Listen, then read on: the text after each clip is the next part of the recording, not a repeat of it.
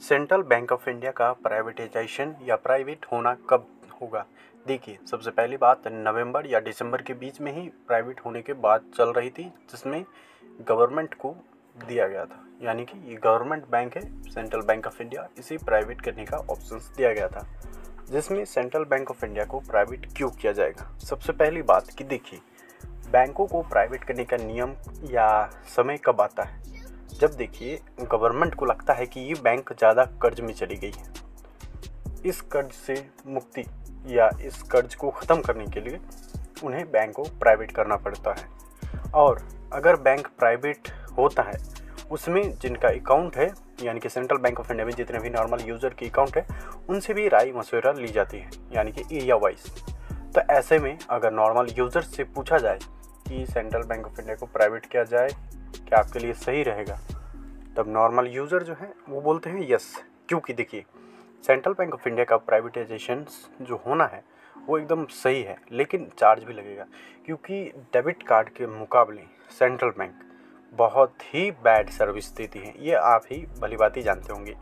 क्योंकि debit card central bank of India एक तो जल्दी प्रोवाइड नहीं करती है, और करती भी हैं तो उसमें चार्ज बहुत ज़्यादा ले रही हैं।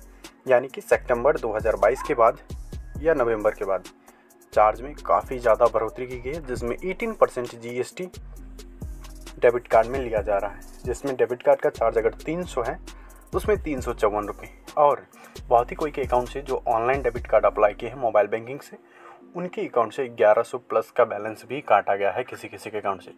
जिसमें central bank of India charges में बहुत ज़्यादा बढ़ोतरी कर रही है, 18% GST के साथ सर्विस चार्ज भी ऐड कर रही है। और तीन महीने में पर 3 मंथ में 17 रुपया 70 पैसा काटा जा रहा है। जिसमें उन्होंने मेंशन किया है कि इसमें से आपका GST, SMS चार्ज, इसका चार्ज काटा जा रहा है। अगर आप एक नॉर्मल सेविंग अकाउंट है तो उसमें आपको 1000 रुपया भी मेंटेन करना पड़ता है। अगर मान लीजिए आप अपने अकाउंट में 1000 रुपया बैलेंस मेंटेन नहीं करते तो उसमें जो है बैलेंस नॉन मेंटेन चार्ज का काटा जाएगा।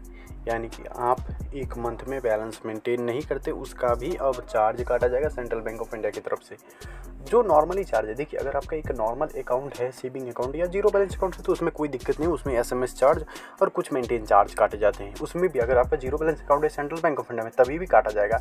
वो भी जो स्कूल के थ्रू अकाउंट ओपन किए गए हैं या नॉर्मली CSC सेंटर से, उनका जीरो बैलेंस अकाउंट है। अगर आप बैंक विजिट करके या ऑनलाइन वीडियो KYC करके सेंट्रल बैंक ऑफ इंडिया में अकाउंट ओपन करवा रहे हैं, तो आपका जीरो बैलेंस अकाउंट नहीं है। क्योंकि आप वहाँ मेंशन भी क्या होता है, जो भी वीडियो KYC से अकाउंट ओपन करते हैं उनसे 500 या 1000 या 2000 का बैलेंस एक लिंक के जरिए सेंड किया जाता है।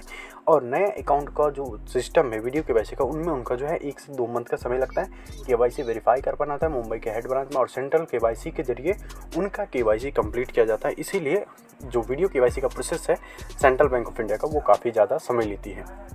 तो ऐसे में चार्जेस को अगर बात करें तो नॉर्मली देखिए, अगर बैंक को प्राइवेट कर दिया जाएगा सक्सेसफुली 2023 में, तो ऐसे में सबसे ऊपर जो चार्ज है वो चार्ज को बढ़ा दिया जाएगा।